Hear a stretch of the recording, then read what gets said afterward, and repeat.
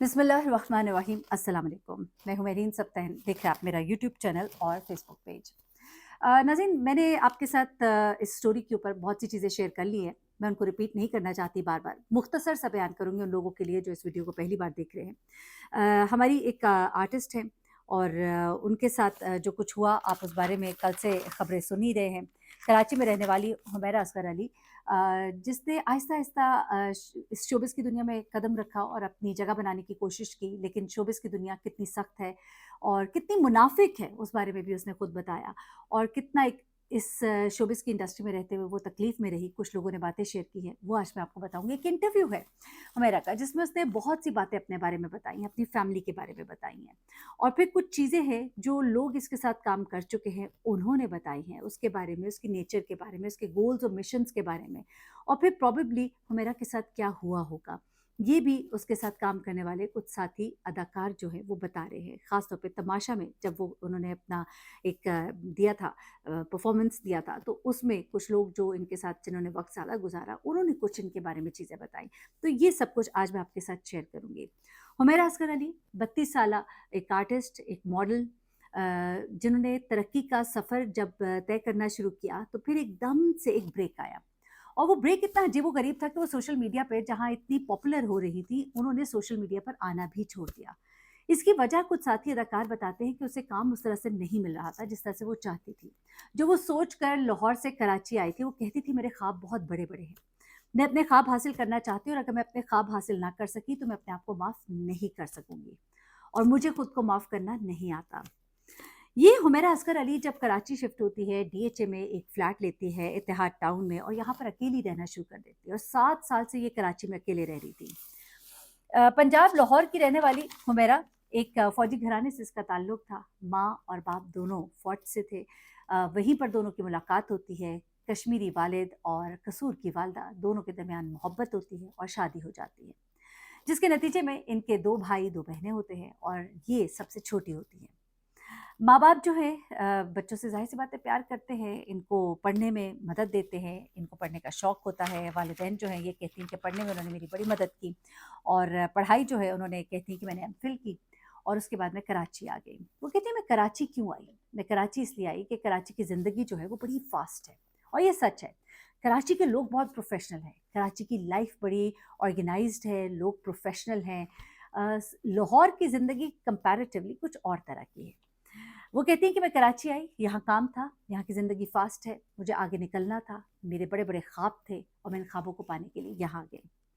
लेकिन मैं आपको यहाँ पर एक बात बताऊँ, जब हुमैरा ने इस फ़ील्ड में कदम रखा ना, तो इसके वालिदैन को इस बात से ज़्यादा खुश नहीं थे। वो इस बात का ज़िक्र नहीं करती क्योंकि इनसे जब एक इंटरव्यू में पूछा गया कि जब आप कराची आईं तो आपके वालिदैन जो हैं उन्होंने आपको सपोर्ट किया, तो उन्होंने कहा हाँ और बात को गोल करी। जहाँ वो हर बात का बड़ा लंबा-लंबा जवाब दे रही थी, लेकिन यहाँ पर उन्होंने बात को बहुत ही मुख्तसर रखा। हमें सुनने में यह है कि हुमैरा के वालिदैन का ताल्लुक इनके साथ जब से ये शोबिज़ में आई थी कोई इतना ख़ास नहीं था। ग़ालिबन वो इसका शोबिज़ में आना पसंद नहीं करते थे और इस बात का ज़िक्र इसने एक बार अपनी एक दोस्त से भी किया था। हुमैरा का शोबिज़ में आने के बाद जैसे-जैसे शोबिज़ में वो आगे बढ़ रही थी, उनका जो बोल्ड एक अंदाज़े ज़िंदगी था, वो इसके वालिदैन को सख्त नापसंद था। ख़ास तौर पे जब इन्होंने पूरी ट्रांसफ़ॉर्मेशन की, 2022 की बात है, जब इन्होंने कोई 30 किलो के करीब अपना वज़न कम किया, खूब वर्ज़िश की और अपनी वो वर्ज़िश की जो रूटीन, जो वर्कआउट वो शेयर करती थीं, वो जो बोल्ड लिबास पहनती थीं। कुछ लोग कहते हैं कि इनके वालिदैन को उनका वो अंदाज़ जो है वो पसंद नहीं आया था, इनको मना किया। इनके कुछ फ्रेंड्स, इनका कुछ सर्कल भी उनको पसंद नहीं था, उनका अंदाज़े ज़िंदगी उनको पसंद नहीं था। वो चाहते थे वो शादी करें, सेटल हों, लेकिन ये अपनी ज़िंदगी में आगे बढ़ना चाहती थी और इन चीज़ों की वजह से इनके दरमियान बहुत से फ़ासले आना शुरू हो गए थे। वालिदैन जो हैं इनसे नाराज़ हो गए और उसके बाद ये कहा जा रहा है कि गुज़िश्ता 2 साल से इसके वालिदैन और भाई इससे बात नहीं करते थे। यहाँ तक कि मैं सोच रही थी कि कितना तकलीफ़ दे भी है और इतना अगर सख्त दिल हो गया है वालिदैन का तो क्या वजह होगी? ऐसा क्या हुआ होगा कि वालिदैन जो है उन्होंने साफ़ इनकार कर दिया। वालिद ने कहा कि हम इसकी लाश वसूल नहीं करना चाहते। हमारे ऐसे कोई ताल्लुक नहीं है। हम गुज़िश्ता डेढ़ 2 साल से इससे लाताल्लुक़ हैं। भाई ने भी साफ इनकार कर दिया। लोग परेशान हो गए, पुलिस परेशान हो गई, फ़ोन करने वाले परेशान हो गए कि क्या इसको लवारसों की तरह दफ़नाया जाएगा? मैं हैरान हूँ इस बात पर कि कितने से कितनी बड़ी बात हो जाए, लेकिन ऐसे मौके पर आकर ماں باپ پھر رہ ہی جاتے ہیں، لیکن ایسا کیا ہوا ہوگا ماں بیٹی کے درمیان یا باپ بیٹی کے درمیان کہ بالکل ہی لا تعلقی کر لی گئی۔ اچھا، یہی حمیرہ عسکر جو ہے ایک زمانے میں انٹرویو دیتے ہوئے انہوں نے بڑی بڑی باتیں کی تھیں۔ انہوں نے کہا کہ بہت سے خواب دیکھے، نہ حاصل کر پائی تو خود کو معاف نہ کر پاؤں گی۔ پھر انہوں نے کہا کہ شوبز کی انڈسٹری بڑی منافق ہے، اور مجھے منافقت سے شوبز کی انڈسٹری کے بڑی نفرت ہے۔ کچھ لوگ اچھے بھی ہیں لیکن زیادہ تر منافق ہیں۔ یہ جس وقت تماشا اور دوسرے شوبز کے ڈراماز وغیرہ کر رہی تھیں، تو اس دوران بھی ان کی ہلکی پھلکی نوک جھونک لگی رہتی تھی، اور سننے میں آتا تھا کہ کوئی کوائٹ کمفرٹیبل نہیں ہے یہ، اور کچھ لوگ بھی ان کے ساتھ کمفرٹیبل نہیں ہیں۔ اب انہوں نے ایک بات بڑی عجیب و غریب سی کہی، اور اس کے بالکل یہ اگینسٹ جو ہے وہ اپنی زندگی میں چل رہی تھی۔ اس پر لوگ اب بہت زیادہ ان کے اوپر تنقید بھی کر رہے ہیں۔ انہوں نے کہا کہ اسکولز اور کالجز میں منشیات کا استعمال بہت عام ہے، بہت چھوٹی عمر کے لوگ جو ہے منشیات کر رہے ہیں، لیکن میں کبھی منشیات استعمال نہیں کروں گی۔ لیکن آپ بہت ہی حیران ہوں گے کہ جس وقت ہمیرا کی باڈی کو وہاں سے ریٹریو کیا گیا اس کی گھر سے، جہاں پر کہ یہ اپنے کمرے میں اوندھے منہ پڑی ہوئی تھی، جہاں پر اس کا جسم تقریباً گل سڑ گیا تھا، اور ڈاکٹر صاحب نے انیشل پوسٹ مارٹم کے بعد رپورٹ شیئر کرنے سے انکار کر دیا تھا۔ شاید والدین کا انتظار تھا، لیکن یہاں اس کے اپارٹمنٹ سے کچھ ایسی چیزیں ملی جس کے بعد ہمیں پولیس ذرائع سے معلوم ہوا ہے کہ منشیات کا استعمال کیا جاتا ہے۔ دیکھیں، میں ہمیشہ بہت محتاط ہوتی ہوں۔ بہت سے ہمارے یوٹیوبرز ہیں جو بہت غلط انفارمیشن دے دیتے ہیں، اور بہت سے جو بہت اچھا کام بھی کر رہے ہیں۔ جو اچھا کرتے ہیں میں ان کو اپریشیٹ کرتی ہوں، ان کو سنتی بھی ہوں، اور ان کی بات میں دلیل موجود ہو اس کو میں کنفرم بھی کرتی ہوں۔ لیکن بہت سے بہت لمبی لمبی چھوڑتے ہیں اور غلط چھوڑتے ہیں، اور جو دنیا سے چلا گیا اس کے بارے میں غلط بات نہ کیجیے۔ یہ بتانے کا مقصد یہ بھی ہے کہ ہمارے ایکٹریسز، ہمارے بچے، ہمارے جوان ذرا سن لیں کہ اس کے اثرات کیا ہیں۔ اپنے آپ کو پتلا رکھنے کے لیے جہاں پہ شفالی جیسی اداکارائیں بہت سے انجیکشنز لگواتی ہیں، وہیں پر ہماری بہت سی اداکارائیں ڈرگس، چرس کا استعمال کرتی ہیں۔ اور یہ میں آپ کو بتا دوں کہ ہماری انڈسٹری میں صرف 70% چرس استعمال کر رہے ہیں۔ آپ پریشان ہو جائیں گے۔ اور یہ چرس کا جو سب سے زیادہ استعمال اس وقت ان کی طرف سے کیا جا رہا ہے، وہ اپنے آپ کو سلم اینڈ اسمارٹ رکھنے کے لیے۔ یہ چیک بونس نکلی ہوں، یہ ہم اسمارٹ ہوں، یہ ہم اسمارٹ ہوں گے تو ہم ان رہیں گے، لیکن انہیں نہیں پتا کہ وہ اندر ہی اندر اپنے جسم کو دیمک لگا رہے ہیں۔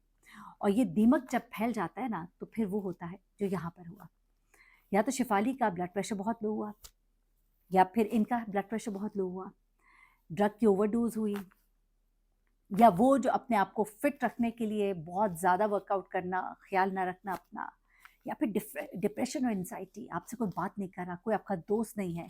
پچھلے 2 سال سے لوگ کہہ رہے تھے ہم نے ان کو اتنا آتے جاتے ہی نہیں دیکھا، یہ تو کام کر نہیں رہی تھی، ہمیں یہ بھی نہیں معلوم ہوتا تھا کہ کب اپنے فلیٹ پر ہیں اور کب یہ اپنے فلیٹ پر نہیں ہے، کسی سے رابطے میں نہیں تھی۔ ایک بہت بڑا سبق ہے، بہت بڑا سبق ہے، اور سبق یہ ہے کہ کوئی نہ کوئی ایسا ضرور رکھے جو آپ کی کبھی خبر گیری کر لیا کرے، چاہے ڈیلی بیسس پہ اگر آپ اتنے اکیلے رہتے ہیں۔ کیونکہ مجھے یہ سوچ سوچ کر خوف آتا ہے کہ کیا پتا وہ آخری وقت میں زندہ ہو، کیا پتا وہ 2-3 دن تک زندہ ہو، اس آس میں ہو کہ شاید کوئی دروازہ کھولے گا، آئے گا اور مجھے بچا لے گا۔ ہو سکتا ہے اس پر فالج کا اٹیک ہو سکتا ہے وہ گرنے کے بعد اگر کوئی اس کو تھوڑی سی بھی مدد مل جاتی تو وہ بچ جاتی، لیکن شاید اس کو وہ ہیلپ جو ہے وہ نصیب نہ ہوئی۔ اللہ تعالیٰ اس کے آگے کے سفر کو آسان کرے، اور ہمیں بھی توفیق دے کہ ہم سیکھیں ان چیزوں سے۔ یہ خبریں جو ہے سنسنی پھیلانے کے لیے نہیں ہے، مقام عبرت ہے، اور عبرت حاصل کیجیے ان سے۔ اللہ تعالیٰ ہمیں صراط مستقیم پر چلنے کی توفیق دے، اور اس طرح کی موت سے ہر ایک کو بچائے، اچھی موت نصیب کرے، اپنوں کے ہاتھوں دفنانا نصیب کرے، نماز جنازہ ہمیں نصیب ہو، ہماری قبر پر پڑھنے والے آئیں، دعائیں کرنے والے آئیں، ہمارے لیے فاتحہ پڑھنے والے آئیں، اور اللہ تعالیٰ ہمارے آگے کے سفر کو، ہم سب کے آگے کے سفر کو آسان کرے۔ اپنا بہت خیال رکھیے گا، دعا میں یاد رکھیے گا۔ اللہ حافظ۔